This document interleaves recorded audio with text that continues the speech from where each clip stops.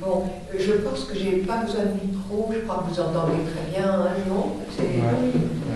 Alors, je voulais préciser une chose.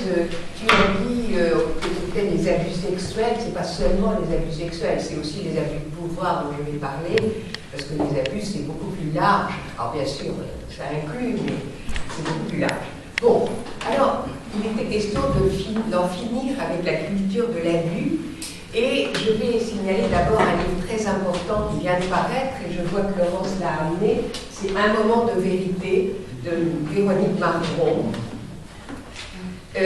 Enfin, une femme a le courage de mettre au centre des préoccupations de l'Église les victimes d'abus, abus qui prennent de multiples formes, et se posant avec finesse et acuité la question du comment on en est arrivé là, elle propose 12 travaux, 12 pistes pour essayer d'en sortir. D'ailleurs, elle s'insurge contre cette appellation d'abus. Abuser d'un enfant, nous dit-elle, va bien au-delà d'un abus. C'est un crime qui détruit une vie. Mais s'il y a des abusés, c'est qu'il y a aussi des abuseurs, qui, suivant la définition, outrepassent le pouvoir donné, dupent, mystifient, trompent la confiance et peuvent aller, en effet, jusqu'à se faire criminels. Et s'il n'est évidemment pas question de les excuser, il est capital de travailler aussi sur ce chantier, un 13e chantier, en essayant d'abord de comprendre pourquoi quelqu'un se sent ainsi contraint à outrepasser le pouvoir donné et à mettre l'autre sous emprise.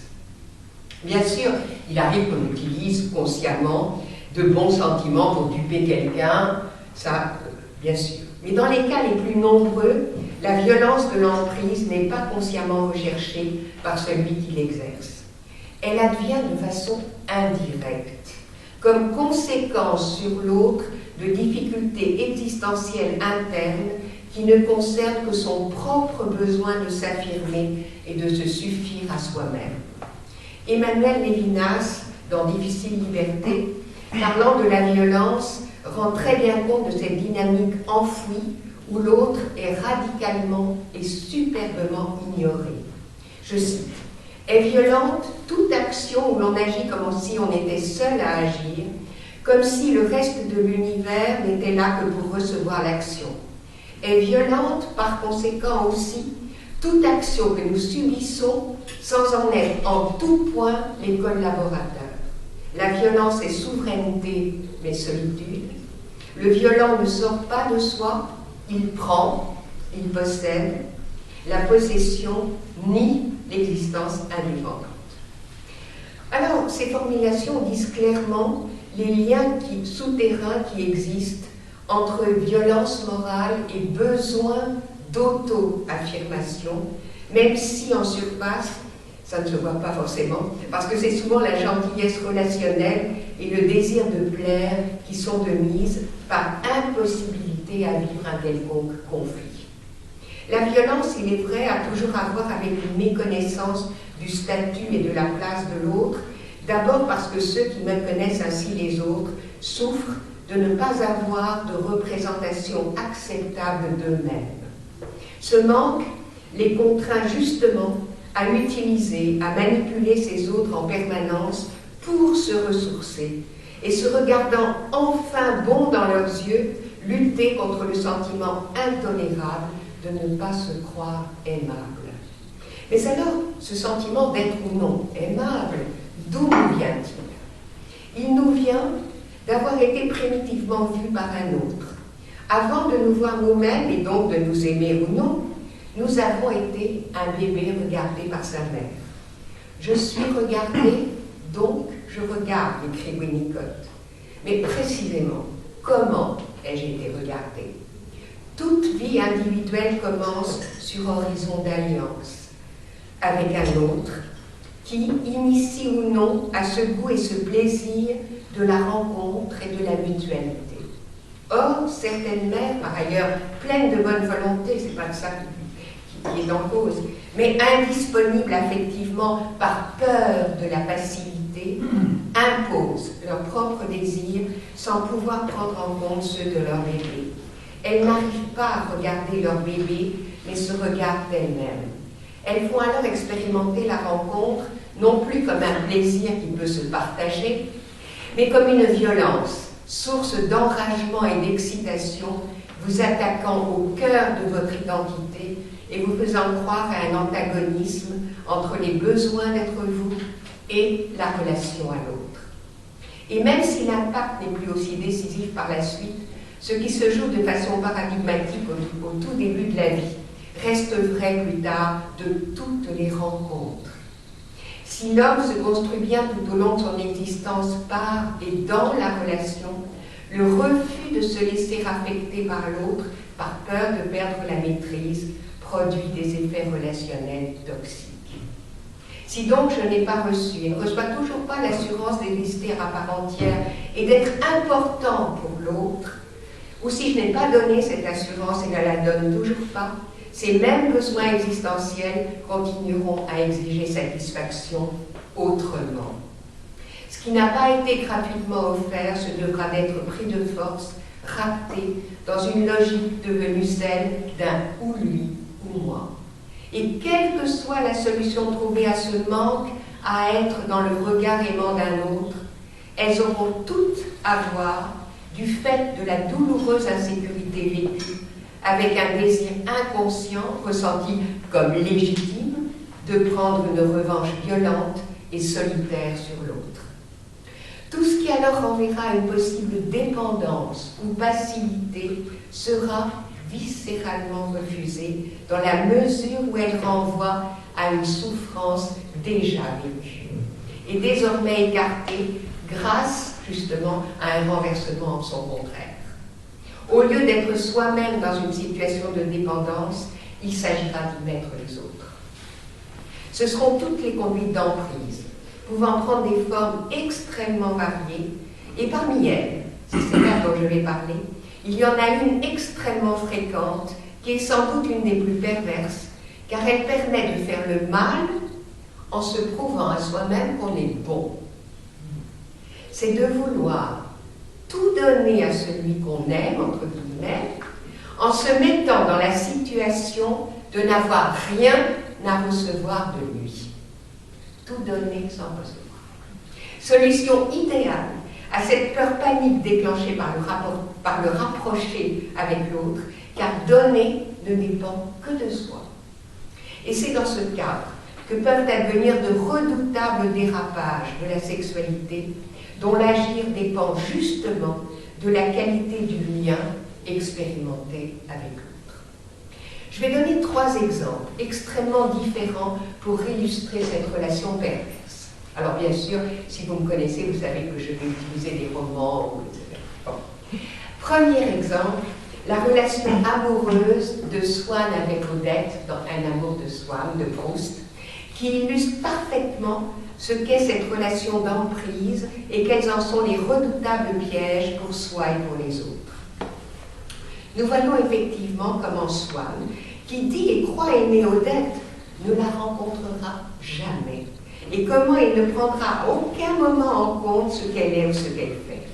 Ce qui lui importe, c'est de croire se l'approprier entièrement pour ne plus jamais ressentir la souffrance de sa perte. On se souvient qu'il n'était pas du tout amoureux d'elle et qu'arrivant en retard pour la rejoindre, voilà qu'il découvre qu'elle était partie. Alors je cite, Swann ressent une souffrance au cœur et il va courir Paris, non parce qu'il croyait possible de la rejoindre, mais parce qu'il lui était trop cruel d'y renoncer.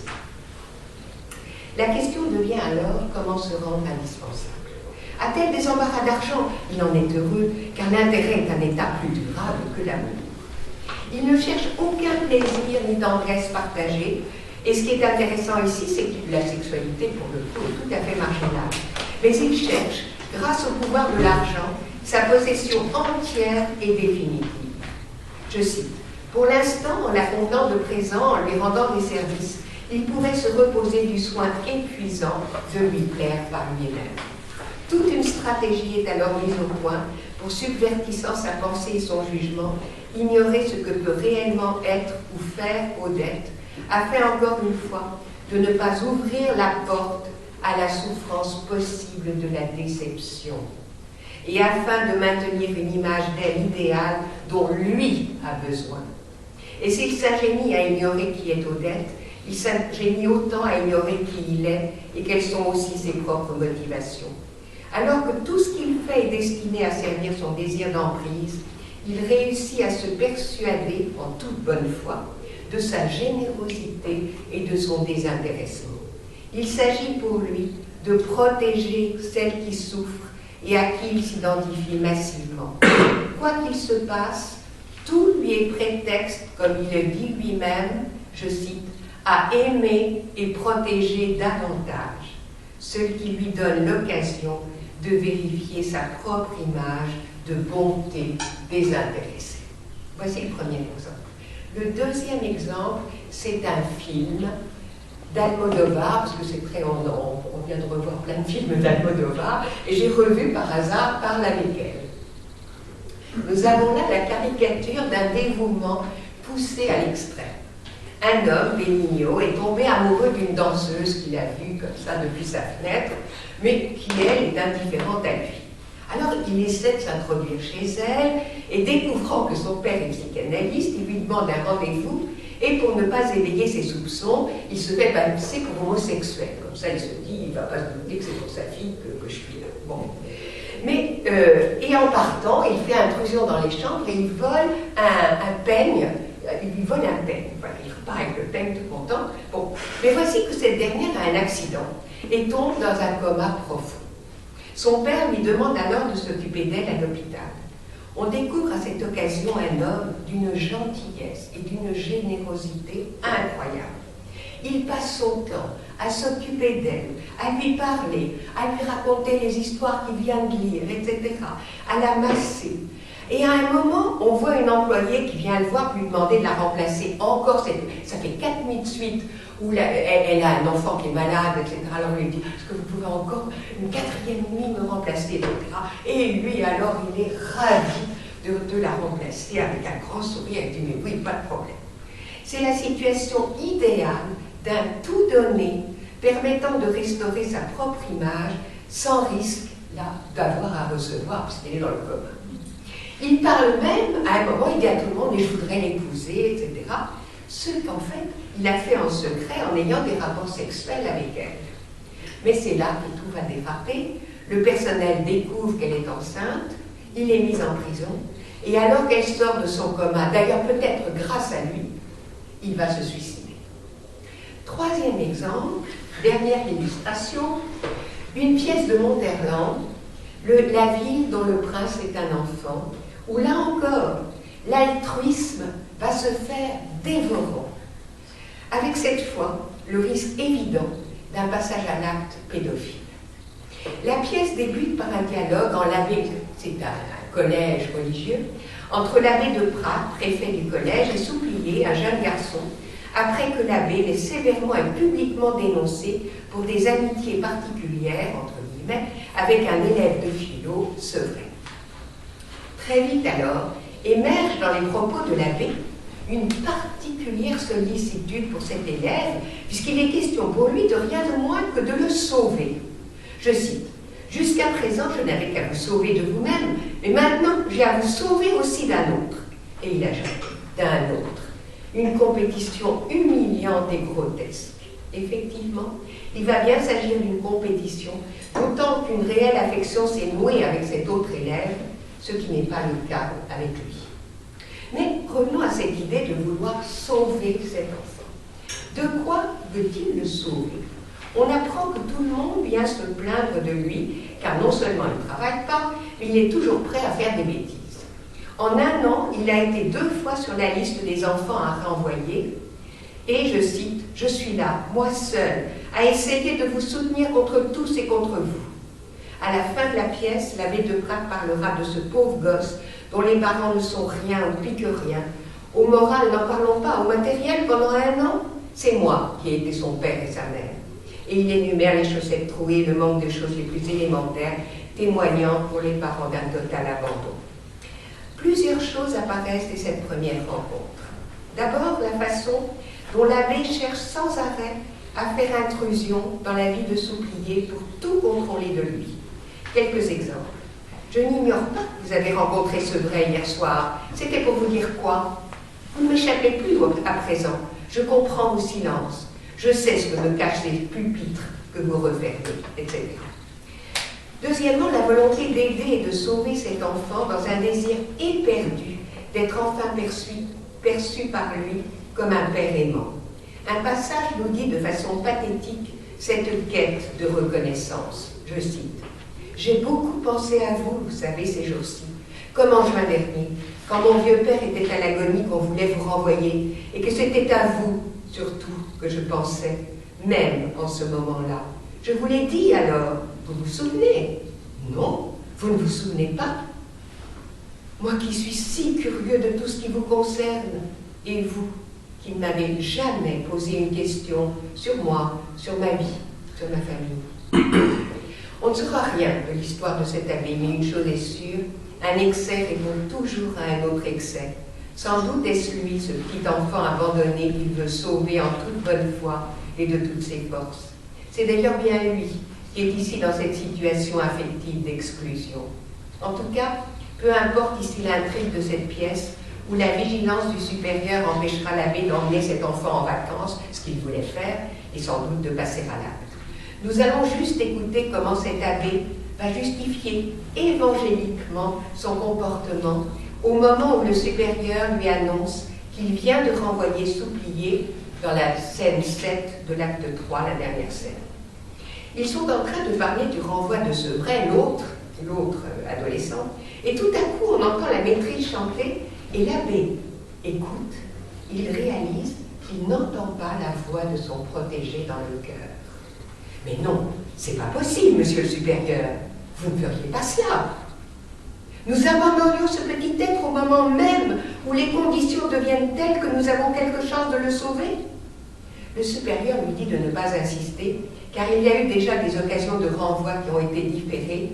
Je cite, « Tant vous teniez à l'avoir sous votre coupe. » Si, j'insiste. Ne dit-on pas frapper et l'on vous ouvrira? Je demande qu'on me donne toute ma chance. Je frappe et vous allez m'ouvrir. Oui, j'ai ramené 10 fois à la surface ce gamin quand il allait s'engloutir. Et maintenant que la rive est toute proche, il faudrait que je le lâche. Que je le lâche alors que tout est possible encore, mais que connaissez-vous de lui? Moi, quand il serait en enfer, il y aurait encore quelque chose de moi qui lui ferait confiance désespérément. Moi, je crois à l'être humain, vous entendez? Et le mot de l'Évangile sur la flamme qui est presque morte et que cependant il est défendu d'éteindre, à qui l'appliquer sinon à lui? Pour sauver un enfant, il suffit quelquefois d'un homme intelligent à son côté. Le péché d'abandon des âmes. J'ai péché contre tous, bien des fois dans ma vie, mais je ne pécherai pas contre celui-là. Croyez-moi, vous en dites trop, cette sollicitude dévorante. Il y a en vous un feu, mais ce n'est pas celui dont parle saint Bernard. C'est un feu qui brûle, mais qui n'éclaire pas. J'ai commencé à l'aimer quand je l'ai vu en péril.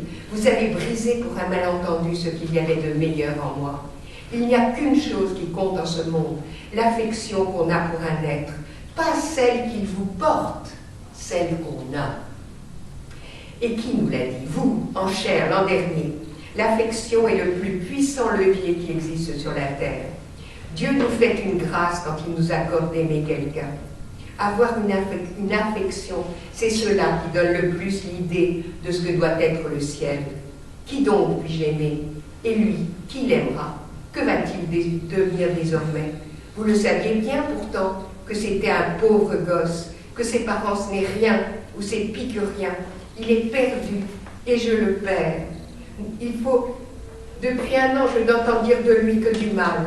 Ne jamais donner à un enfant l'impression qu'il est classé définitivement comme un mauvais élève, un paria, ahuri de punition par tous les professeurs, poussé par eux au désespoir. Et moi aussi, quelquefois, j'ai dû le punir pour bien montrer à tous que je ne le favorisais pas. Il est perdu et je le perds. Auprès de lui, il n'y avait que moi. On lui retire l'un et l'autre.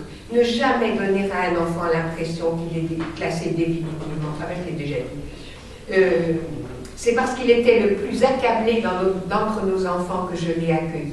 Oui, je n'ai pas honte de le dire, comme je n'en ai accueilli aucun autre. J'ai l'Évangile avec moi, il me semble. Une dernière fois, acceptez-vous le sacrifice que je juge nécessaire pour vous? Toujours le sacrifice, toujours croire qu'il n'y a générosité que là où il y a sacrifice. Nous avons été élevés là-dedans, nous y élevons les autres. Vous n'avez pas aimé une personne, vous avez aimé un visage. Vous avez cru me surprendre en me rappelant ici ce que j'avais dit de l'amour. Oui, notre religion est fondée sur l'amour, mais notre amour n'est pas l'amour des visages. Il me semble que tout est dit, aussi bien du côté de l'abbé que de son supérieur. Mais en contraste avec cet amour débordant et sacrificiel, j'ajouterai juste le jugement d'un de ses collègues qui révèle combien il pouvait aussi être méprisant à l'égard de tout le monde. C'est un homme passionné, surtout quand il s'agit de l'éducation de s'oublier. Quand même, ça fait sourire un peu.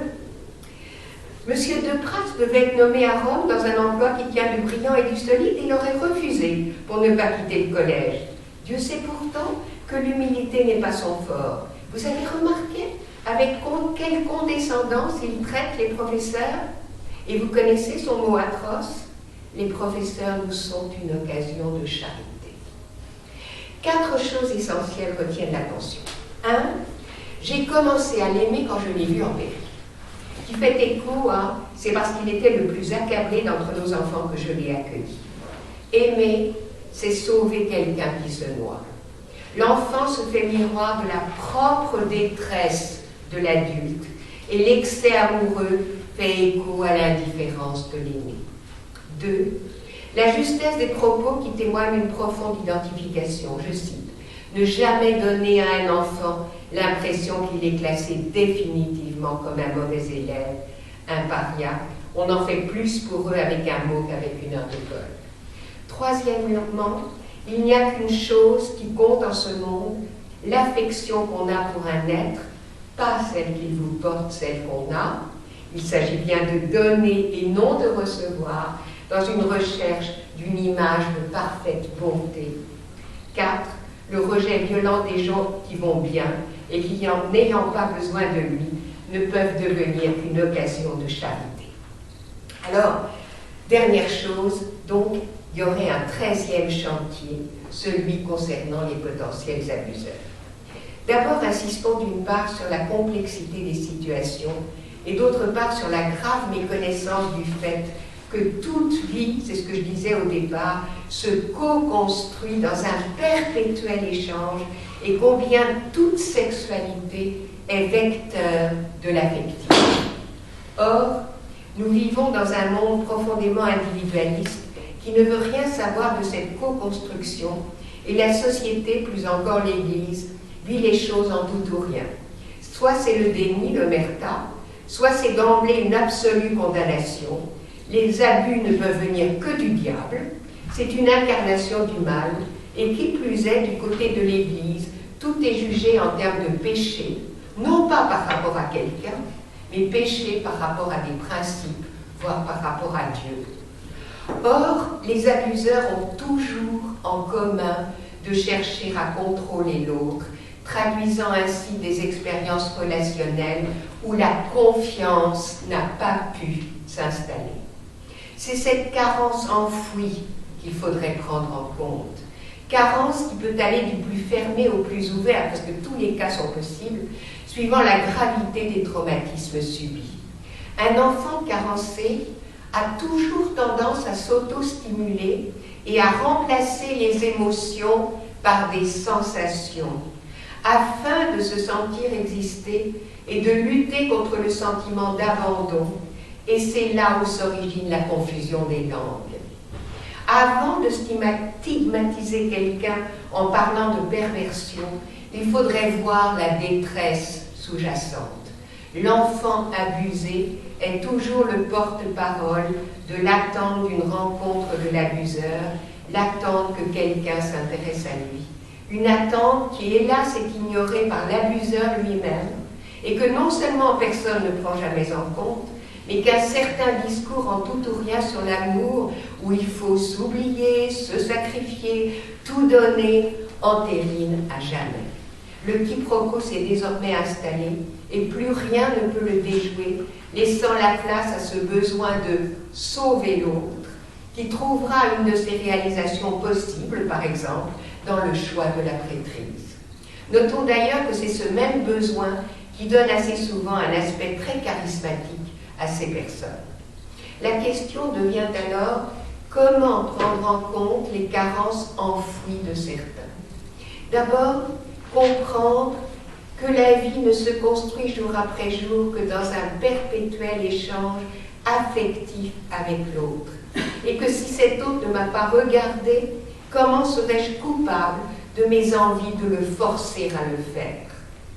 Il faut insister sur le fait que personne ne choisit d'avoir des pensées pédophiles et que ce ne sont pas ces pensées qui signent la perversion. Encore une fois, il faut en saisir l'origine, qui est une quête de tendresse et de reconnaissance. Or, on n'est pas responsable de ces pensées, mais c'est l'usage qu'on en fait qui va être déterminant, car il n'est pas acceptable d'utiliser qui que ce soit à des fins de satisfaction personnelle, d'autant plus si c'est une personne fragile ou un enfant. Mais je vais citer à nouveau ce que dit l'abbé à propos d'un mauvais élève et qui peut s'appliquer aux abuseurs. Ne jamais leur donner l'impression qu'ils sont classés définitivement comme des mauvais élèves, des parias. On en fait plus pour eux avec un mot qu'avec une heure de colle.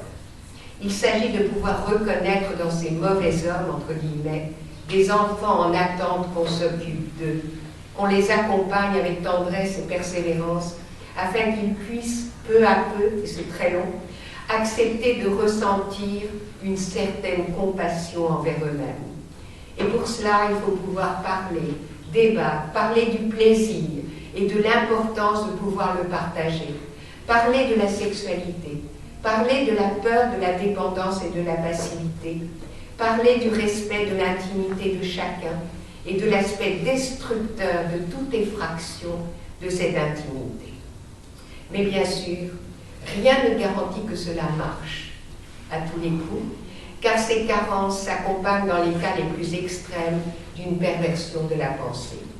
Je pense à quelqu'un comme André Gide, sur lequel j'ai beaucoup travaillé, et à ce qu'il confiait à Roger Martin Dugard de son indignation. Vous savez qu'il a commencé à avoir des relations avec des petits-enfants en Tunisie, à Sousse. De son indignation devant les accusations à propos des séductions qu'il exerçait sur des enfants. Voici ce qu'il dit, André Gide. Pervertir la jeunesse, comme si l'initiation à la volupté était un acte de perversion. Mais c'est tout le contraire. Croyez-moi, cher, je prie me rendre cette justice sur les jeunes qui sont venus à moi. Mon influence a toujours été utile et salubre. Oui, c'est pas un paradoxe. Mon rôle a toujours été, tenez-vous bien, moralisateur. Perversion de la pensée qui relève toujours, qui recèle une chose juste. Il y a toujours c'est jamais tout noir ou tout blanc, c'est toujours gris. Il y a une chose juste. Il est vrai que c'est le plaisir qui unifie et qui rend vivant, mais à une seule condition, qu'il soit partagé. Je vous remercie.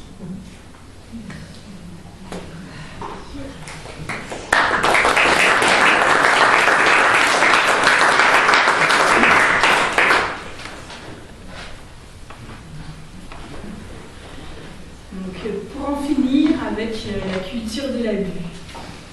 Hier, j'ai assisté à la conférence de Monseigneur Thibaut Verny, évêque auxiliaire de Paris, à la paroisse Saint-François de Sales, qui était consacrée à la vigilance de l'Église en matière d'abus sexuels. Et selon ses propres termes, la lutte contre les abus dans l'Église est toujours un sujet prégnant. On ne peut absolument pas dire que ce soit derrière nous.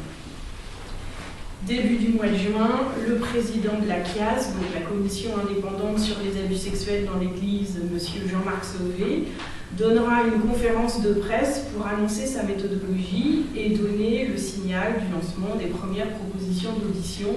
Et vous savez que les conclusions sont attendues dans un délai de 2 ans. Donc nous sommes dans le cœur du cyclone, Alors de quoi parlons-nous pour en finir avec la culture des abus? Abus dans l'Église, abus par des personnes d'Église, abus sous les yeux de l'Église, abus sous nos propres yeux parfois, et je pense tout particulièrement aux victimes brisées à jamais, aux personnes qui ont subi un grand préjudice spirituel à leur famille, à leur entourage, toutes ces personnes pour lesquelles il ne sera jamais question de fin de l'abus. Même si la spirale des bonnes habitudes peuvent éventuellement être prises, les conséquences de ce qui est passé perdurent. Et vous voyez que la commission Sauvé étudie le phénomène depuis 1950. Donc chacun sent bien qu'il doit avancer comme dans un tunnel dont il ne connaît pas l'issue. Et notre force, c'est de s'y engager sans faire machine arrière, avec la tentation de se dire « bon, ça y est, ça suffit, on en a suffisamment parlé, maintenant on va parler des choses bonnes, des choses heureuses, etc. » Et la force aussi, c'est de choisir de s'y engager ensemble, puisque l'opinion publique, actuellement, est davantage demandeuse de transparence.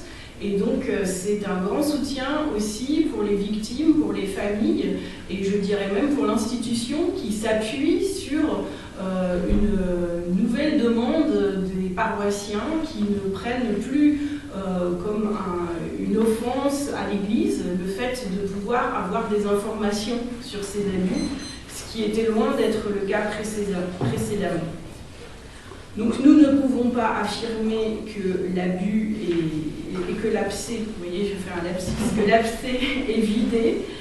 Et il faut aussi prendre en compte le fait que la commission Sauvé ne s'intéressera qu'aux abus sexuels, mais que bien évidemment les personnes qui sont en situation d'abus de faiblesse, qui ont été mises dans des hôpitaux psychiatriques, qui sont dans des situations de vulnérabilité totale, auront toutes les plus grandes difficultés à parler de leurs propres abus, éventuellement des abus sexuels. Donc même les conclusions du rapport Sauvé vont de toute façon être en deçà de la réalité. La réalité, on ne la connaîtra jamais.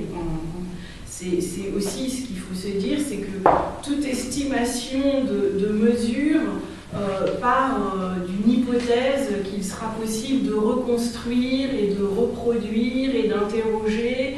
Je peux vous affirmer que les dégâts sont quand même très importants. Donc ma mère qui est ici a créé une association il y a plus de 20 ans, Association Vie Religieuse et Famille, qui continue avec l'association Sentinelle. Donc notre particularité, c'est d'être une association laïque. Nous avons notre siège social dans une maison des associations. Et en même temps, nous faisons œuvre d'église et nous sommes dans un dialogue avec l'institution. Et nous nous abstenons justement d'être dans une sorte de conflit et d'attitude d'agressivité, puisque dans cette phase extrêmement difficile pour la France, mais pour le monde, puisque dans beaucoup de pays le phénomène est mondialisé, c'est quelque chose, un défi qui ne peut se relever qu'à plusieurs. La prise de conscience, nous l'avons, je pense. Elle est soudaine, elle est parfois brutale pour certains. À un moment donné, on n'en parlait pas du tout. Il y a une accélération qui s'est faite au cours de cet été avec la publication d'un rapport aux États-Unis, avec la lettre du pape au peuple de Dieu le 20 août, qui fait que d'un seul coup, ce qui ne se disait plus, ce qui ne se disait pas, ou sous le manteau, tout d'un coup a pu se dire. Et les catholiques qui sont un peu comme ça, tant que le chef n'a pas dit « allez-y, vous pouvez parler du sujet », ils étaient un peu gênés aux entournures. Et donc maintenant, il y a quelque chose qui circule mieux dans la parole en réalité. Et c'est très important de parler des abus parce que c'est un petit peu comme pour les accidents de la route, ça peut parfois constituer un indicateur de la dangerosité. Quand il y a beaucoup d'accidents dans une certaine portion du territoire, on se dit c'est bien qu'il faut changer des choses, qu'on ne peut pas laisser la situation perdurer. Et pendant toute une époque, on a considéré que l'abus, c'était toujours un cas isolé, que ça ne pouvait rien nous dire de la réalité. Donc même le signal que nous renvoyait un abus était détourné, puisqu'on n'en profitait pas pour se dire « Ah, mais finalement, il faut peut-être changer certaines choses, il faut peut-être envisager différemment la situation ». Donc moi, j'ai beaucoup apprécié le propos de sœur Véronique Margron, qui a été recueilli par le jésuite François Heuvet en décembre 2018 dans un article qui est publié dans la revue Kern et qui s'appelle « Restaurer la crédibilité ». Et dans cet article, elle parle très précisément de la façon dont cette mécanique s'est mise en place.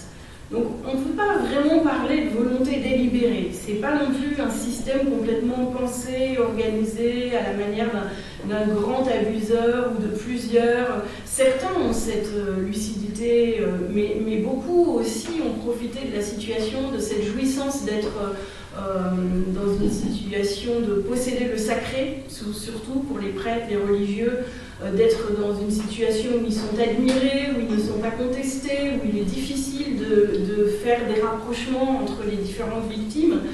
Mais pour autant, il ne s'agit pas d'un système complètement organisé, pensé, comme si à l'excès, l'Église serait un ramassis pervers et que voilà, on ne pourrait rien en faire. Enfin, donc j'apprécie beaucoup le terme de sœur Véronique Margron qui parle de mécanique. Donc moi je rajoute mécanique de la culture de l'abus, car cette mécanique est liée vraiment, tel qu'elle le décrit, à un mode de fonctionnement de l'Église qui est fondé sur le principe de garder les affaires entre soi, au nom d'un rapport bien particulier au scandale.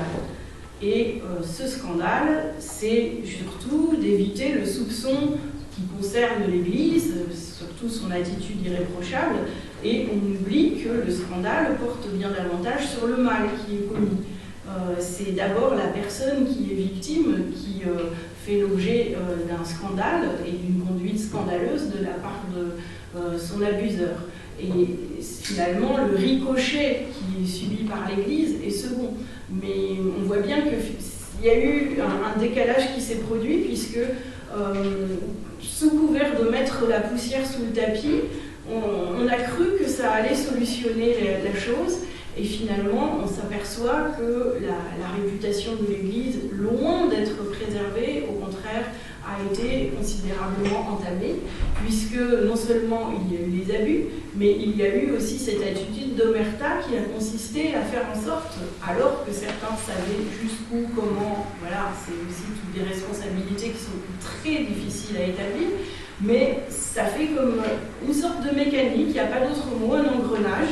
Et ça tourne et ça broie des personnes qui se retrouvent en dessous et qui ne sont jamais en situation de remonter à la surface pour dire stop, maintenant il faut mettre les choses à plat. Et puis, vous voyez, il y a un peu toujours cette tentation, cette mentalité de vouloir sauver la France au nom du Sacré-Cœur et de faire passer la réputation du groupe avant celle des propres membres. J'ai beaucoup apprécié l'exemple de la conférence des évêques d'Allemagne.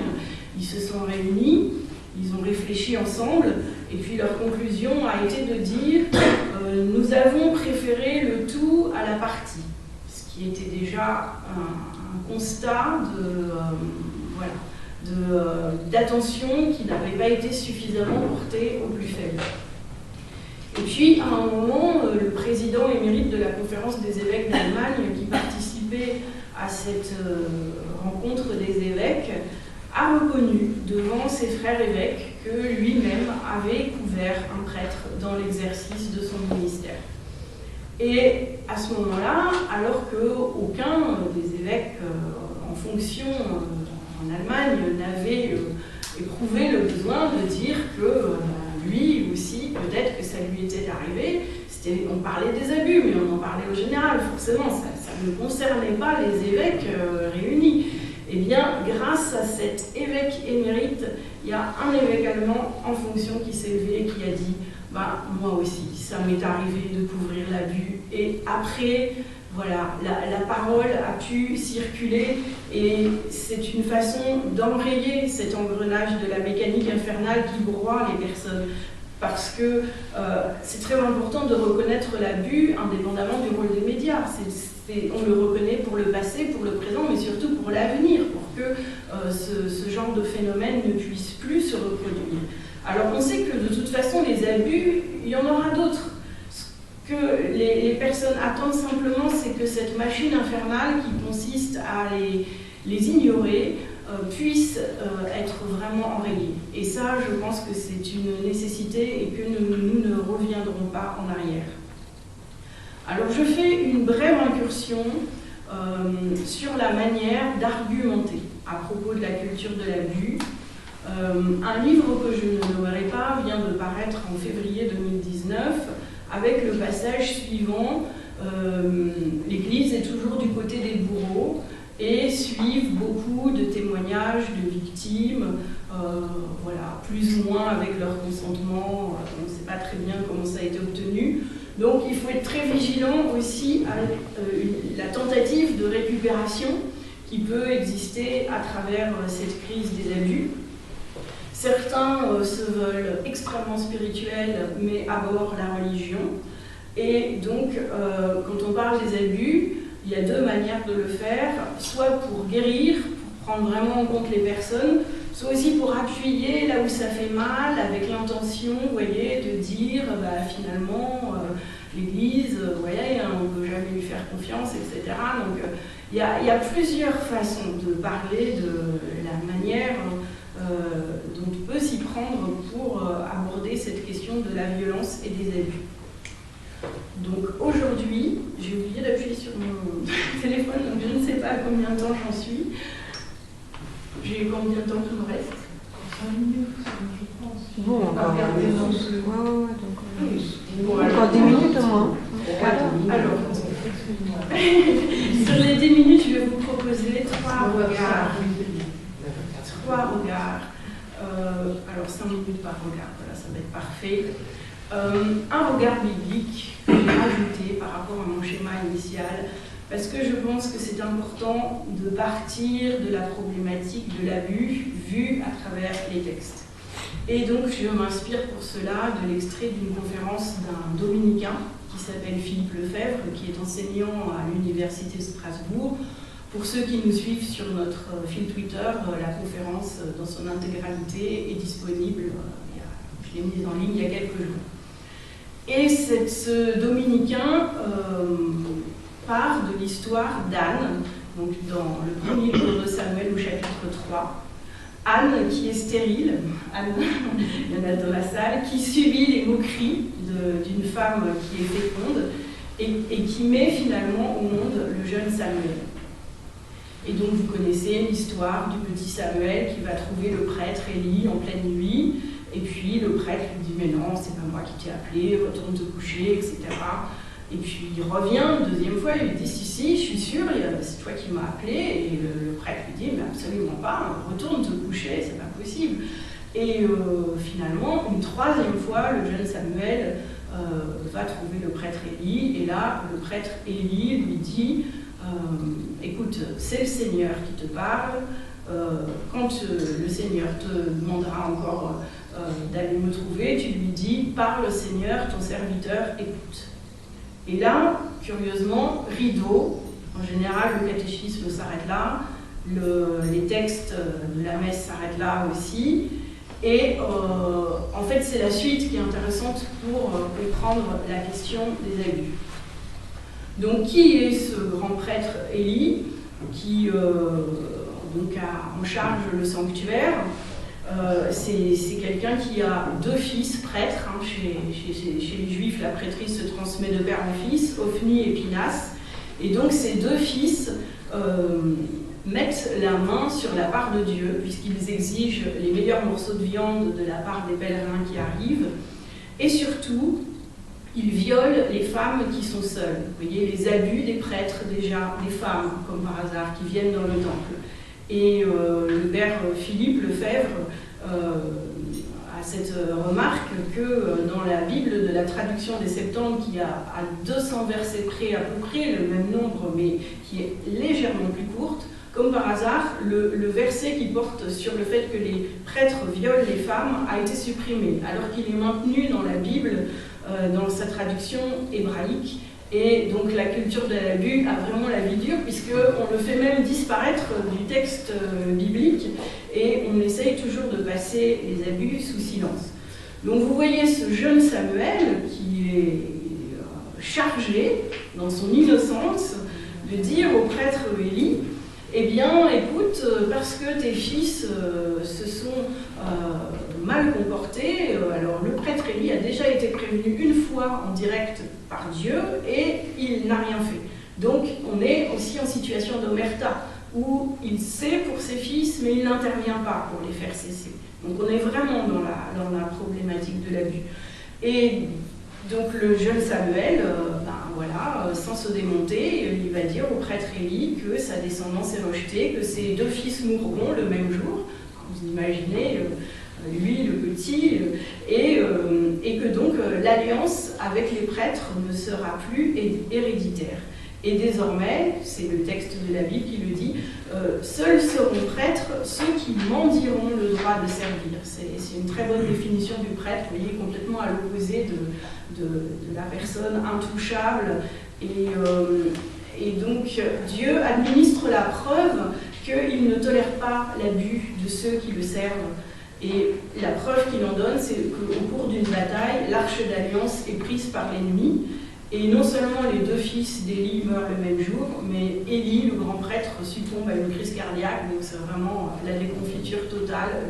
Voilà, tous ceux qui ont commis des abus, soit parce qu'ils les ont commis eux-mêmes, soit parce qu'ils les ont couverts, sont liquidés. Les abus sont véritablement cause de mort, et par voie de conséquence, ceux qui les commettent se coupent de l'alliance de Dieu. Donc aucune minimisation, en tout cas, de l'abus dans le texte biblique. Et je dirais aucune minimisation non plus de la part de l'Église, puisque souvent s'abrite derrière le fait que les scandales seraient vraiment... la peur du scandale serait un peu congénitale, etc. Or, moi j'ai trouvé un passage du Saint Grégoire le Grand, qui est donc le 64e pape, docteur de l'Église, l'un des 4 pères de l'Église d'Occident, avec saint Ambroise, saint Augustin et saint Jérôme. Et donc lui dit, si le scandale vient de la vérité, il vaut mieux laisser naître le scandale plutôt que de laisser de côté la vérité. Je répète, si le scandale vient de la vérité, il vaut mieux laisser naître le scandale plutôt que de laisser de côté la vérité. Vous voyez, il y a quand même de quoi faire. On a quand même des phrases marquantes qui peuvent nous servir de repères.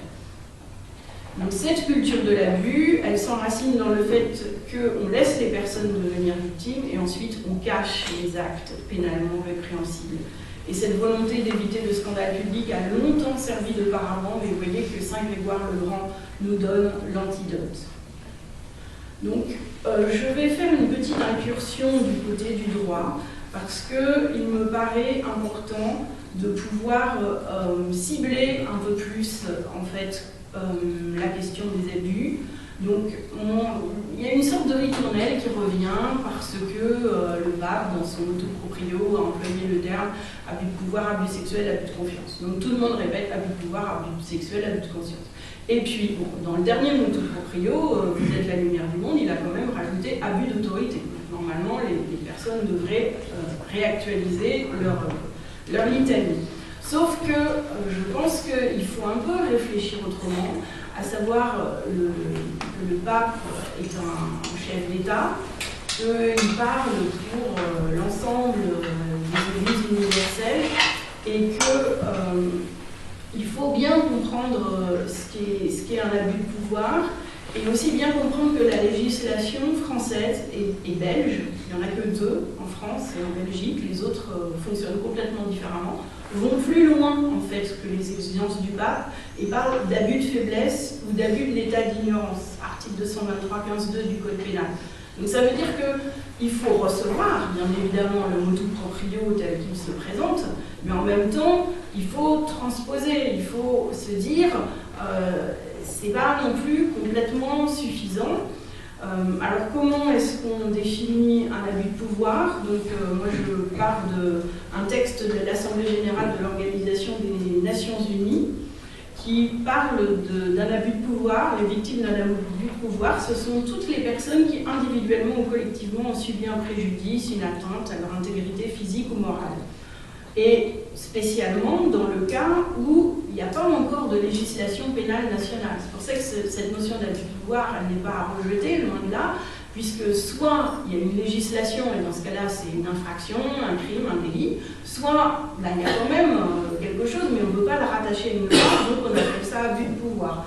Mais vous voyez, l'abus de pouvoir, il est toujours par rapport à une norme, et en fait, quelqu'un de fort ou quelqu'un de faible peut être victime d'abus de pouvoir. On ne s'intéresse pas à la personne en réalité quand on parle d'abus de pouvoir. On étudie ça par rapport à une norme juridique. Alors que l'abus de faiblesse, 223-15-2, l'abus de l'état d'ignorance, lui, étudie concrètement dans le droit français les conséquences préjudiciables. Qu'est-ce que ça a fait à la personne? Est-ce qu'il y a eu des pressions réitérées? Est-ce qu'il y a eu une altération de son jugement? Donc c'est très important de maintenir cette notion d'abus de faiblesse et aussi de la distinguer de l'abus spirituel. Parce que l'abus spirituel, nos frères protestants ont beaucoup réfléchi par rapport à ça, puisque les pasteurs ont des communautés autonomes. Et donc c'était très important pour eux de faire la distinction entre ce qui venait de leur propre personne et ce qui pouvait être imposé comme venant de la part de Dieu. Donc beaucoup de personnes ont souffert d'abus spirituels parce que y a cette notion d'absence de séparation finalement, ou dans un groupe où il n'y a aucun contrôle. Et normalement, dans un groupe aussi hiérarchisé que dans l'Église catholique, la question des abus spirituels ne devrait même pas se poser. Or, elle se pose. Et donc, les personnes qui subissent des abus spirituels sont celles qui ne peuvent même pas dire j'ai été victime d'une infraction. On ne peut pas aller devant un tribunal en disant voilà, il m'est arrivé un abus spirituel. Donc, elles sont vraiment dans une situation extrêmement défavorable et quelque chose qui peut les marquer durablement. Et il faut ne pas minimiser ce que représente un abus spirituel, mais en même temps ne pas le confondre avec un abus de faiblesse qui est le seul biais par lequel on peut se rendre devant un tribunal et faire valoir son préjudice.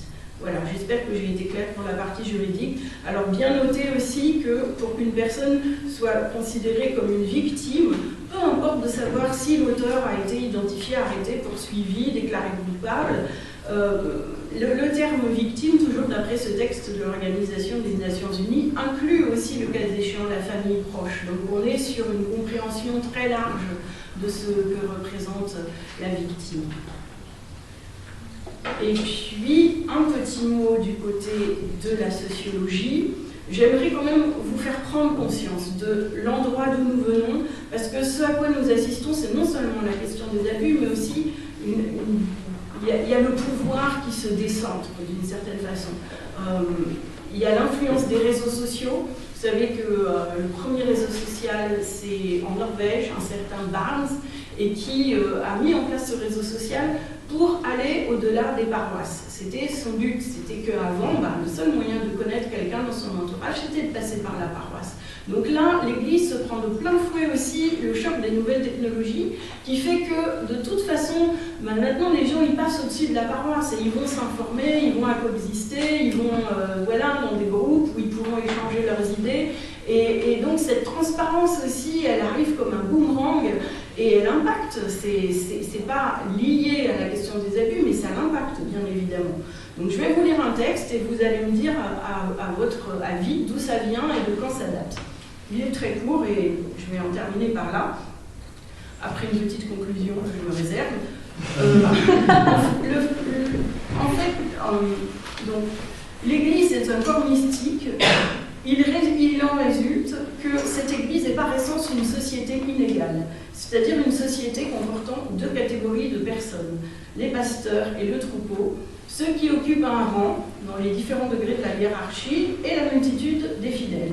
Et ces catégories sont tellement distinctes entre elles que dans le corps pastoral seul réside le droit et l'autorité nécessaires pour diriger tous les membres vers la fin de la société.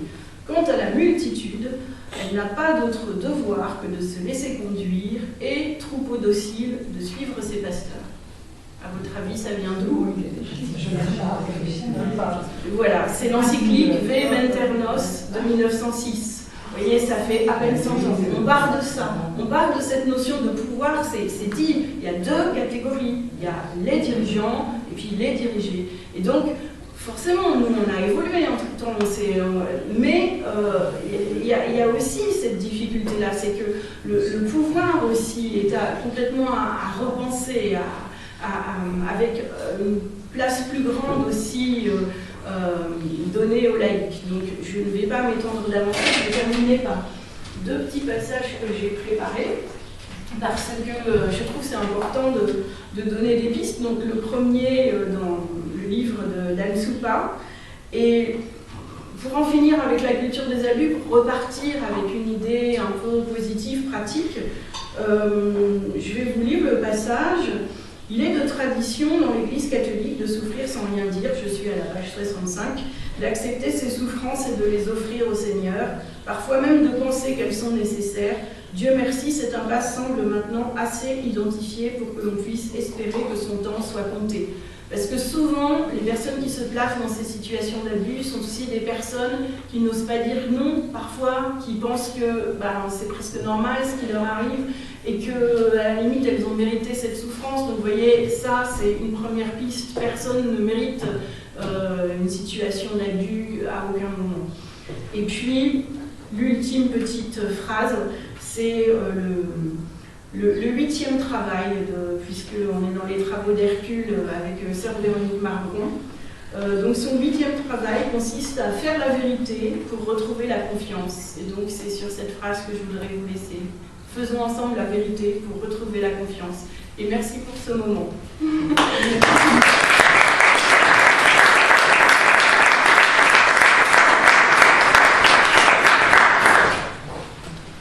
Si ça leur convient, si ça convient aussi à Laurence et Nicole. Bon, donc je vous propose